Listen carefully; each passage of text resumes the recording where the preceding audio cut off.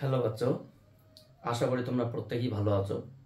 আমরা গত পার্ট 1 ভিডিওতে 1 থেকে 4 পর্যন্ত কোশ্চেন আলোচনা করেছিলাম। আজকে আমরা এই স্ট্যাটিক্স বা স্থিতিবিজ্ঞান অধ্যায়ের 5 নম্বর কোশ্চেন 6 নম্বর কোশ্চেন আমরা ইতিমধ্যে বোর্ডে নিয়ে এসেছি। তারপরে আমরা কতটা কোশ্চেন আলোচনা করতে পারছি দেখা যাক। তো চলো কথা না বাড়ি আমরা প্রশ্ন পর্ব থেকে স্টার্ট করছি। কি বলছে যে একটি লাঠিকে বাতাসে ছুড়ে দেওয়া হলো, সেটি নিক্ষেপকারীর কাছ থেকে কিছু দূরে গিয়ে মাটিতে পড়লো। লাঠির ভরকেন্দ্রের সঞ্চার পথ অধিবৃত্তাকার পথ হবে সব ক্ষেত্রে কেবলমাত্র যদি লাঠিটিকে সুষম হবে, মানে লাঠি যদি সুষম হয়, কেবলমাত্র যদি লাঠিটি রৈখিক গতি থাকে, কোনো বৃত্তীয় গতি থাকে না, কেবলমাত্র যদি লাঠিটি এমন আকৃতির হয় যে ভরকেন্দ্র ওর উপাদানের মধ্যেই থাকে বরং বাইরে নয়। দেখো এখানে কোনটা হবে সেটা তো একটা অপশন আছেই। প্রথম কথা, এখানে লাঠির পরিবর্তে ধরো না তোমরা এই পেনটার কথা ভাবো। এই পেনটাকে যদি আমি ছুড়ে দেই তাহলে এই পেনটার গতিপথ কিরকম হবে? অবশ্যই অতিবৃত্তাকার হবে। এবার পেনটাকে আমি ছুড়ে দিলাম কিভাবে? আমি যখন পেনটা ছুড়ে দিলাম তখন পেনটা যখন আকাশপথে চললো তখন দেখা গেলো পেনটা এইভাবে ঘুরতে ঘুরতে আকাশপথে গেল এবং সেটা প্রজেক্টাইল একটা মোশন ক্রিয়েট করলো। অথবা দেখা গেল পেনটাকে আমি এমনভাবে ছুড়ে দিলাম যে আকাশপথে যাওয়ার সময় পেনটা এইভাবে মানে রিভলভ খেতে খেতে চলে গেল। অথবা আমি পেনটাকে ছুড়ে দিলাম যেমনভাবে যে পেনটা এইভাবে ঘুরতে ঘুরতে ঘুরতে ঘুরতে আকাশপথে গেল। তো যেভাবেই আমি ছুড়ি না কেন তার গতিপথটা কি অধিবৃত্তাকার হবে। এবং এখানে সব ক্ষেত্রেই সে লাঠি সুষম হোক অসম হোক, সেটা হোক তার ভরকেন্দ্র বাইরে হোক সে ভেতরে, যে তোমার হচ্ছে গিয়ে লাঠিটার যেরকম আকৃতির হোক না কেন, সর্বক্ষেত্রেই যখন আমরা কোনো একটা লাঠিকে বা কোনো বস্তুকে আকাশপথে ছুড়ে দেই তখন তার গতিপথটা হয় প্রজেক্টাইল মোশন বা প্রাসের গতি এবং সেটা অধিবৃত্তাকার। যদি আমি তোমাকে হালকা করে একটু দেখানোর চেষ্টা করি, পিকচার ড্র করার চেষ্টা করি যে এখানে ধরো একটা কোনো একটা বস্তুকে আমরা এখান থেকে ছুড়ে দেব। এটা তোমার হচ্ছে কি অনুভূমিক সারফেস, যার রেসপেক্টে কোনো একটা বস্তুকে আমরা কতটা অ্যাঙ্গেল করে নিক্ষেপ করলাম সেই অ্যাঙ্গেলটাকে আমরা যদি অ্যাঙ্গেল অফ প্রজেকশন বা প্রক্ষেপ কোণ বলি আলফা, তাহলে সাপোজ এটার ভি বেগে আমরা ইউ বেগে ছুড়ে দিলাম, তো angle of velocity of projection বা প্রক্ষেপ বেগ। এবার ডাইরেকশন অফ হরাইজন্টাল অনুভূমিক দিকের দিক এটা। তাহলে যখন কোনো একটা বস্তুকে আমরা ছুড়ে দিই তখন তার গতিপথটা এরকম হয়, এটা আমরা প্রত্যেকেই জানি। এই গতিপথের ক্ষেত্রে যদি আমরা দেখি যে একটা বস্তু যখন লাঠি এখানে থাকবে তখন দেখা গেল লাঠির আকৃতি এরকমটা আছে বা তার ভরকেন্দ্রটা এই পজিশনে আছে।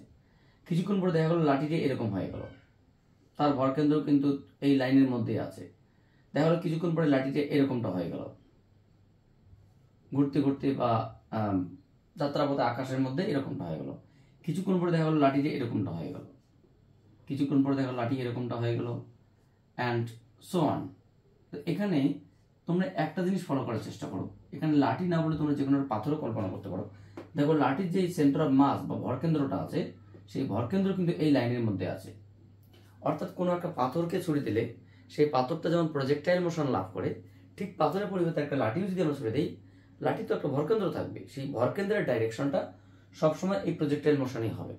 সেই লাঠি ঘুরতে ঘুরতে যাক আর সে রিভলভকে দেখতে যাক, সে যেরকম হোক না কেন, এখানে লাঠি বা বস্তুকে আমরা যদি আকাশপথে নিক্ষেপ করি সেক্ষেত্রে তার তোমার হচ্ছে প্রজেক্ট আকাশপথে চলার সময় কি হয়, তার প্রজেক্টাইল হয়। বা আমরা জানি এখানে যদি আমরা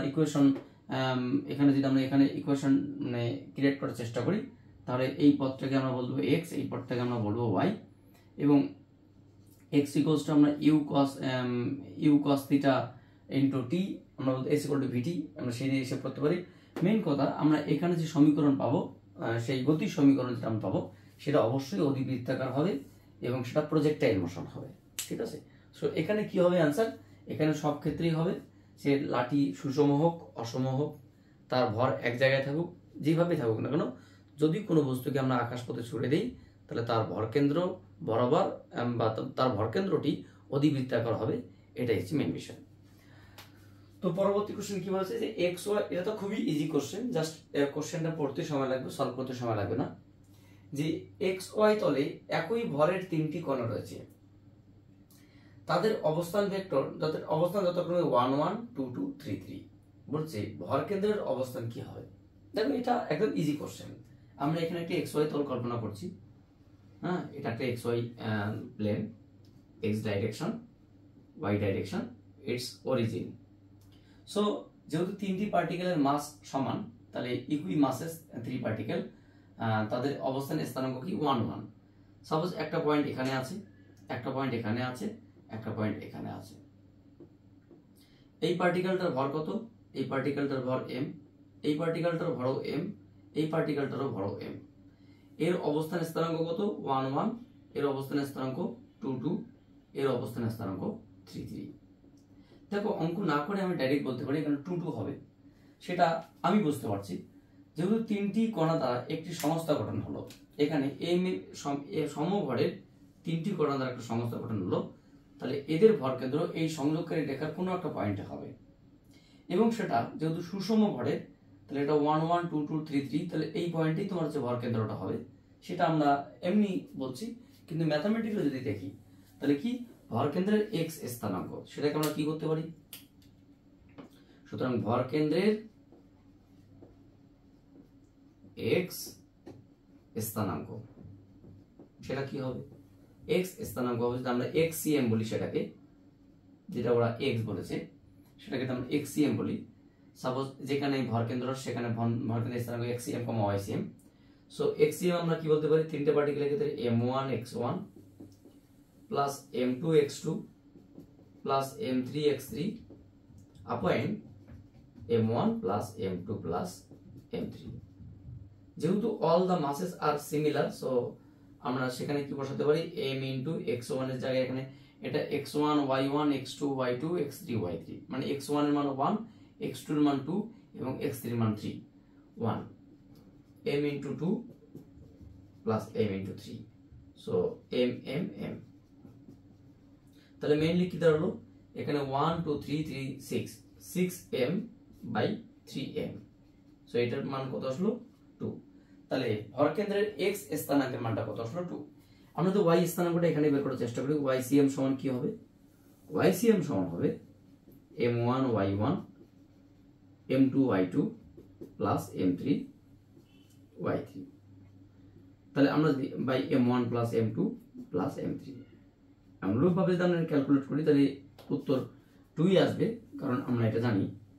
so m into 1 plus m into 2 plus m into 3 by m plus m, that means 2. So ভর কেন্দ্রের অবস্থান স্থানাঙ্ক কি হবে? Option number B is the correct answer, 2, 2। তো এরকম পরবর্তী কোশ্চেন আমরা আবার নিয়ে আসবো। আমি তোমাদের বলবো এই যে বিষয়গুলো অত্যন্ত ক্লিয়ার হবে এবং খুব ইজিলি আমরা সলভ করতে পারি, ঠিক আছে? তো পরবর্তী কোশ্চেন কি রয়েছে? পরবর্তী কোশ্চেন যেটা রয়েছে, যেমন 7 নম্বর কোশ্চেনে কি রয়েছে, যে গরম বায়ুপূর্ণ বেলুনের সঙ্গে যুক্ত একটি দড়ি থেকে একজন লোক ঝুলছে। মানে একটা বেলুন আকাশপথে রয়েছে এবং সেই আকাশপথে বেলুন থেকে একটা দড়ি ঝুলছে এবং সেই দড়ি ধরে একজন ব্যক্তি ঝুলে আছে। সমগ্র সংস্থাটি বায়ুতে স্থির অবস্থায় থাকে। যদি লোকটি দড়ি ধরে বেলুন পর্যন্ত ওঠে তবে সংস্থাটির ভর কেন্দ্রের গতির কি পরিবর্তন হবে বা কি হবে? খুব ইজিলি ভাবার চেষ্টা করো যে একটা বেলুন আকাশে ভেসে আছে এবং সেই বেলুনের দড়ি ধরে একজন ব্যক্তি উপরের দিকে আস্তে আস্তে উঠছে। তবে মাথায় রাখবে বেলুনটি গরম বায়ুপূর্ণ হওয়া সত্ত্বেও আকাশে কিন্তু ভাসমান, চলমান নয়, এটা কিন্তু মাথায় রাখতে হবে। ভাসমান চলমান নয়, মানে স্থির অবস্থায় আছে, স্টেবল অবস্থায় আছে। এই অবস্থায় একজন লোক দড়ি ধরে ঝুলে আছে, মানে ঝুলে থাকা অবস্থায় বেলুন, লোক, দড়ি সবটাই স্থির। এবার ওই লোকটি যদি দড়ি ধরে আস্তে আস্তে আস্তে আস্তে বেলুন পর্যন্ত উপরের দিকে ওঠে তবে ভর কেন্দ্রের কি পরিবর্তন হবে? উত্তর পরিবর্তন হবে না, মানে এক কথায় স্থির থাকবে। কেন?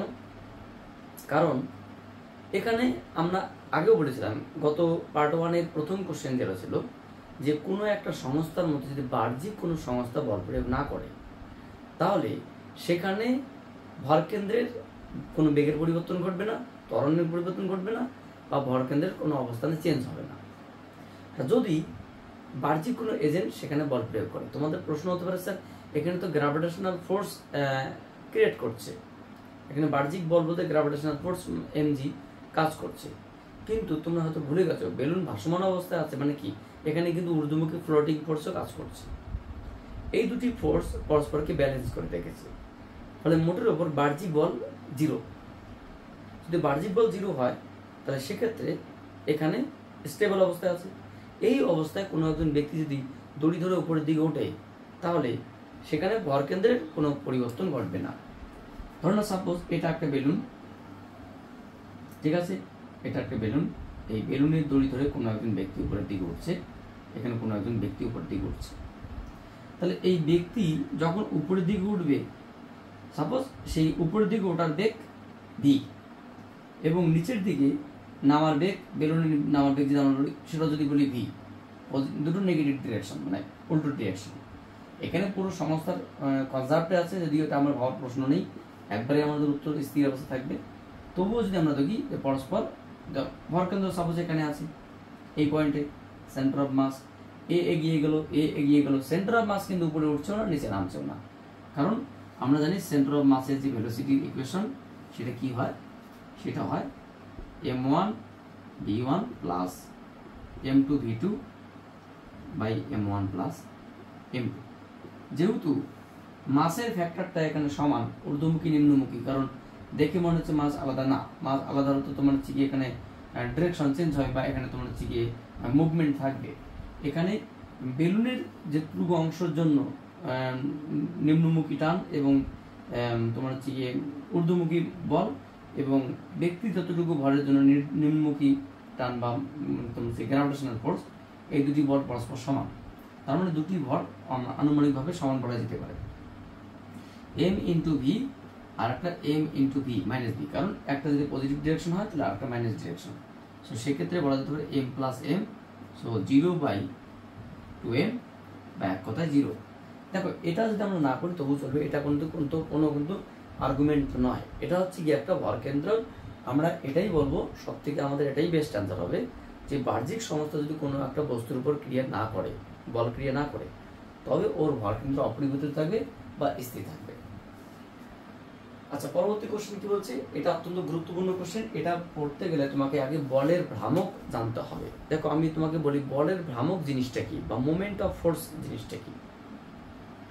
মোমেন্ট অফ ফোর্স কোনো একটা অবজেক্টের মধ্যে যদি আমরা ফোর্স ক্রিয়া করি বা বল প্রয়োগ করি এবং যার জন্য বস্তুর মধ্যে একটা রোটেশন সৃষ্টি হয় বা ঘূর্ণন সৃষ্টি হয়, এমন ধরনের একটা বল প্রয়োগ করলাম, এই যে আমি মাথার উপর বল প্রয়োগ করলাম, যদি এই জায়গাটা একটা রোটেশন হয় বা আমি আমাকে ধরে টানলাম এখানে একটা রোটেশন হয়, এখানে যে বল প্রয়োগ করলাম এখানে হাতে এখানে একটা রোটেশন হলো, এই জায়গায় রোটেশন, তো যে পয়েন্টে রোটেশন হবে ওই জায়গাটা রোটেশনাল অ্যাক্সিস বা অ্যাক্সিস অফ রোটেশন বা ঘূর্ণাঙ্ক। যদি ঘূর্ণন ঘটে তবেই কিন্তু বলের ভ্রামক ব্যাপারটা আসবে। মানে কি বলতে চাইছি, যদি কোনো বস্তুর উপর বল প্রয়োগ করা হয় এবং যার জন্য কোনো বস্তুর মধ্যে ঘূর্ণন সৃষ্টি হয়, তবে ক্রিয়াশীল বল যতটুকু বল প্রয়োগ করা হলো সেই বল এবং যেখানে ঘুরছে বা রোটেশন, সেই ধরনের এখানে বল প্রয়োগ করলাম এফ আর এখানে ঘূর্ণাক্ষ এটা, তাহলে ঘূর্ণাক্ষ থেকে ক্রিয়াশীল বলের মাঝখানে যে পারপেন্ডিকুলার ডিস্টেন্স, লম্ব দূরত্ব, দূরত্ব নয় লম্ব দূরত্ব, এই দুটির গুণফল যে ভেক্টর ধর্মের বা বৃত্তীয় গতির বা ভেক্টর ইনফরমেশন সৃষ্টি করে তাকে আমরা বলের ভ্রামক বলি। তোমরা হয়তো ভাবছো স্যার আপনি কি বললেন, আমরা কিছুই বুঝতে পারলাম না। ইজি কথা, বলের ভ্রামক সমান সমান ক্রিয়াশীল বল ইন্টু ক্রিয়াশীল বল ঘূর্ণাক্ষ থেকে ক্রিয়াশীল বলের লম্ব দূরত্বের গুণফল। বলের ভ্রামক সমান সমান ক্রিয়াশীল বল ইন্টু ঘূর্ণাক্ষ থেকে ক্রিয়াশীল বলের লম্ব দূরত্বের গুণফল। এটা বলের ভ্রামকের ম্যাথমেটিক্যাল এক্সপ্রেশন, যেটাকে আমরা জি দিয়ে প্রকাশ করি, এক কথায় জি সমান সমান এফ ইন্টু আর। কিন্তু মাথায় রাখবি বলের ভ্রামক তখনই অ্যাপ্লাই হবে যদি বস্তুর মধ্যে একটা ঘূর্ণন সৃষ্টি হয়। তো ডেফিনেশন আমরা যেটা বলছিলাম যে কোনো বস্তুর উপর যদি বল প্রয়োগ করা হয় যার জন্য বস্তুর মধ্যে ঘূর্ণন সৃষ্টি হয়, তবে ক্রিয়াশীল বল এবং ঘূর্ণাক্ষ থেকে ওই ক্রিয়াশীল বলের লম্ব দূরত্বের গুণফল যে ভেক্টর ধর্মের সৃষ্টি করে তাকে বলা হয় বলের ভ্রামক। সো এখানে যে বিষয়টা দাঁড়িয়েছে যে এম ভরের একটি সুষম অনুভূমিক মিটার স্কেল। ধরে নাও এই যে মিটার স্কেলটা আছে, এটা একটা মিটার স্কেল, ঠিক আছে, এটা আমরা এখানে একটা দড়ি দিয়া আর এখানে একটা দড়ি দিয়ে এখানে আমরা ছাদের মধ্যে ঝুলিয়ে রাখলাম। বিষয়টা বোঝার চেষ্টা করো। এই মিটার স্কেলটার দৈর্ঘ্য কত? 100 সেন্টিমিটার বা 1 মিটার। এই মিটার স্কেলটার এখানে একটা দড়ি বাঁধলাম, এখানে একটা দড়ি বাঁধলাম এবং সেটাকে উপরের দিকে ঝুলিয়ে রাখলাম, সাম্য অবস্থায় আছে। তাই মিটার স্কেলটা একটা ভর আছে, সাপোজ স্মল এম। সেই ভরটা কি ভর কেন্দ্র মাঝখানে থাকবে, কোন সুষম অনুভূমিক একটি মিটার স্কেল, তার ভর কেন্দ্র দিয়ে সেই ভরটা নিচের দিকে গ্র্যাভিটেশনাল ফোর্স বা এমজি ক্রিয়েট করবে। এবার বলেছি এটা তো মানে স্কেলের নিজস্ব ভরের জন্য।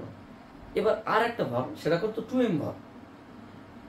2m ভরের একটি বস্তুকে সাপোজ স্কেলে যদি এটাকে 0 সেমি বলা হয়, এখান থেকে 75 সেন্টিমিটার পয়েন্টে ঝুলিয়ে দেওয়া হলো, তখনও কিন্তু সাম্য অবস্থায় আছে। কেন সাম্য অবস্থায় থাকবে? কারণ দড়ি দিয়ে এখানে বাঁধা আছে, এখানে বাঁধা আছে। কিন্তু এখানে একটা এরকম ঘূর্ণন একটা বা রোটেশনের প্রবণতা সৃষ্টি হয়েছে, যে যদি এখানে সাপোর্টিং না থাকতো দড়িটা, তাহলে এসব ঘুরে যেত।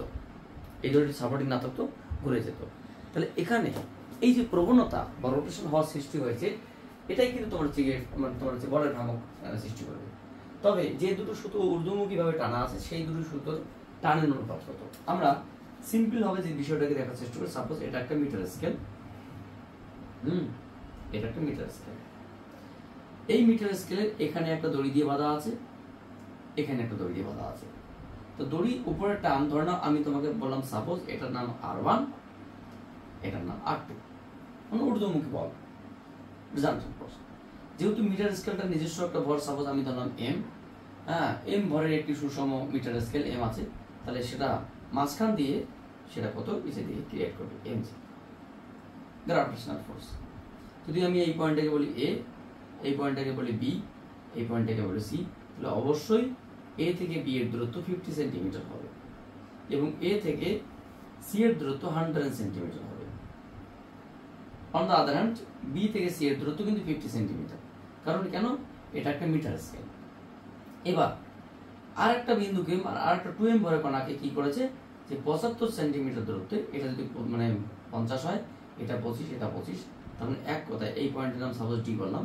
তাহলে এখান থেকে 75 সেন্টিমিটার পয়েন্টে আর একটা 2m ভরের বস্তুকে জড়ানো আছে। 2m ভর মানে কি?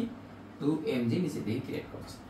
তাহলে এখানে দেখো, প্রথমত এটা কিন্তু স্টেবল অবস্থায়। তাই প্রথম কথায় আমরা যদি বলের ভ্রামক আমরা এখন না করে সিম্পল ভাবে বলি যে ঊর্ধ্বমুখী বল কি কি আছে? R1 প্লাস R2, আর নিম্নমুখী বল কি আছে? mg plus 2mg।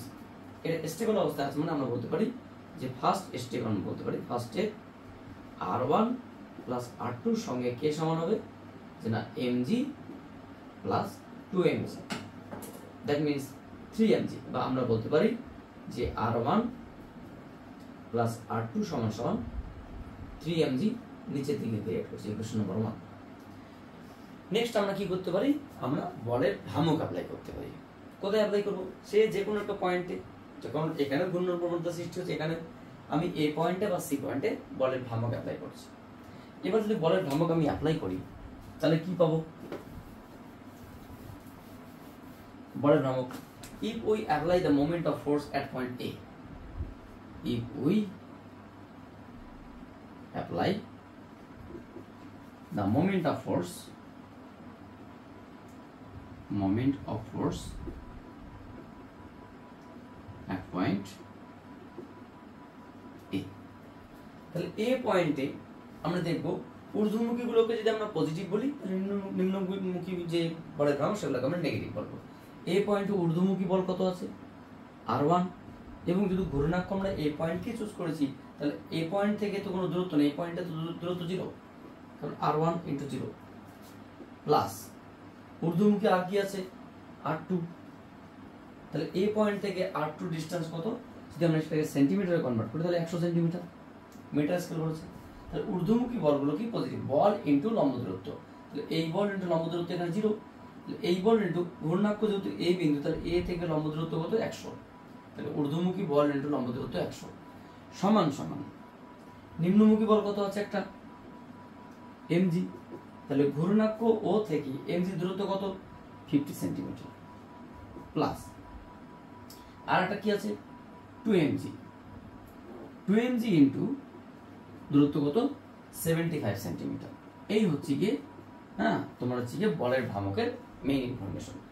কোনো একটা ঘূর্ণাক্ষ বা ঘূর্ণন পয়েন্ট থেকে বলের ভ্রামকের হিসাব নিকেশের সহজ নিয়ম পড়ছি তোমাকে। যদি ঊর্ধ্বমুখী নিম্নমুখী কোনো ব্যাপার নেই, এখানে উপরের বলগুলো যদি আমরা পজিটিভ বলি, নিচের বলগুলোকে আমরা নেগেটিভ বলবো, কারণ উপরের সমস্ত বলের জন্য ভ্রামক যা হবে নিচের সমস্ত বলের জন্য ভ্রামক সেটাই হবে, কারণ ঊর্ধ্বমুখী বলের ভ্রামক নিম্নমুখী বলের ভ্রামকের মোট মানটা কি হবে? শূন্য হয়। কোনো একটা সংস্থায় মোট বলের ভ্রামকের মান কত হয়? শূন্য হয়।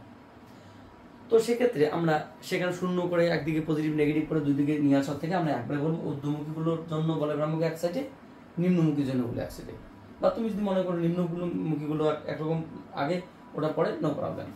সো আমরা এখানে কি লিখতে পারি? এখানে আমরা লিখতে পারি 100R2, 100R2। এটা কত? 50 mg ইন্টু 75 মানে 150, তাহলে 200 mg। ভালো কথা, 200 mg। তাহলে 100 সঙ্গে 200 কাটলে কি করতে হবে? R2 equals to 2 mg। তাহলে R2 এর মানটা আমি কি পেলাম? 2 mg। আমি যদি এখানে এক নম্বর থেকে মানে ক্যালকুলেশন করার চেষ্টা করি, ফ্রম 1, তাহলে এক নম্বর থেকে আমরা কি লিখতে পারি? যেহেতু এখানে বলেছে R1 প্লাস R2 সমান সমান 3 mg, সো R1 সমান কত?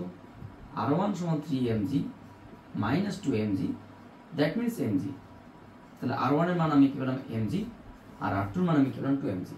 যেহেতু শুধু দুটি টার্ম চেয়েছে, তার মানে কি R1 বাই R2 যেটা হবে mg by 2 mg, that means 1/2। So 1:2, option number A is the correct answer. খুবই ইজি কোশ্চেন। তো আমি তোমাদের কোশ্চেনের সংখ্যা বাড়াতে চাইছি না, ভিডিও লেন্থ বাড়াতে চাইছি না। আমি নেক্সট পার্ট 3-তে আরও সুন্দর করে পরবর্তী ভিডিওতে আরও পরবর্তী কোশ্চেনগুলো নিয়ে আসবো। আমার কথা হচ্ছে তোমরা ভিডিওটা মানে চ্যানেলটাকে সাবস্ক্রাইব করো, বন্ধুদের মধ্যে শেয়ার করো। So thank you for watching my video and wait for my next class.